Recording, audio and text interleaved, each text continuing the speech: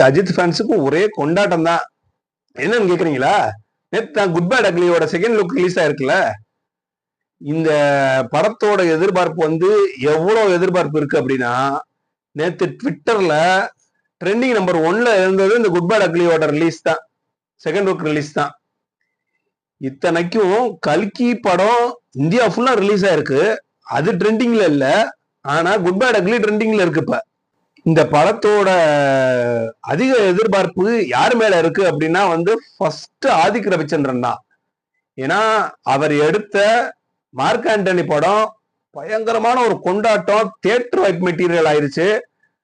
அதுவும் த்ரிஷா இல்ல நயன்தாரா எடுத்தது ஓரளவு ஏதோ ஒரு மாதிரியா ஒரு கெட்ட பேர் வாங்கி, அதுக்கடுத்து ட்ரிபிள் எடுத்து அது மிகப்பெரிய கெட்ட பேர் ஆகி, அதுக்கப்புறம் மார்க் ஆண்டனி ஒரு கம்பேக் கொடுத்த மாதிரி ஆயிருச்சு.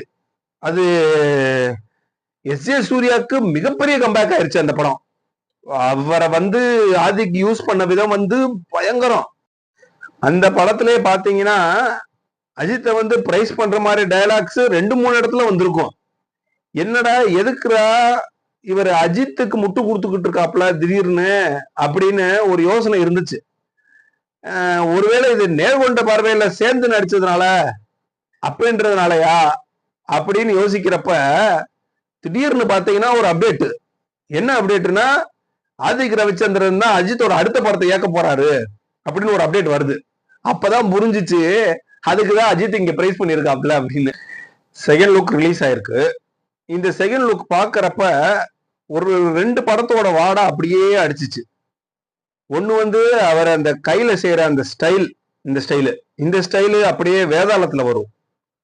இன்னொன்னு அந்த கோட் போட்டிருக்கிற விதம், அது பாத்தீங்கன்னா மங்காத்தலா அப்படியே அந்த இன்டர்வல் போர்ஷன்ல வர சீனு.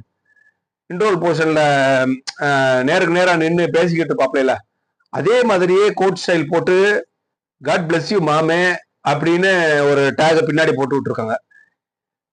பாக்குறதுக்கு நல்லா இருந்துச்சு. நல்ல கலர்ஃபுல்லான விஷுவல்ஸ், போஸ்டரும் சூப்பரா டிசைன் பண்ணியிருந்தாங்க. இதுல என்ன சொல்ல வராங்க, இந்த போஸ்டர்ல என்ன தெரிய வருது அப்படின்னா, ஏதோ ஒரு ஃபைட் சீன் நடக்குது அப்ப இந்த டைலாக் பேசுற மாதிரி அப்படின்ற மாதிரி ஒரு கண்ணோட்டம் இந்த போஸ்டரை பாக்குறப்ப. உங்களுக்கு என்ன தோணுதுன்றத கமெண்ட் செக்ஷன்ல தெரிவிங்க. பேன் ரவி சேனலை சப்ஸ்கிரைப் பண்ணுங்க. இந்த வீடியோ பிடிச்சிருந்துச்சு, இந்த வீடியோக்கு லைக் பண்ணுங்க. முடிஞ்சா 4 பேருக்கு ஷேர் பண்ணி விடுங்க.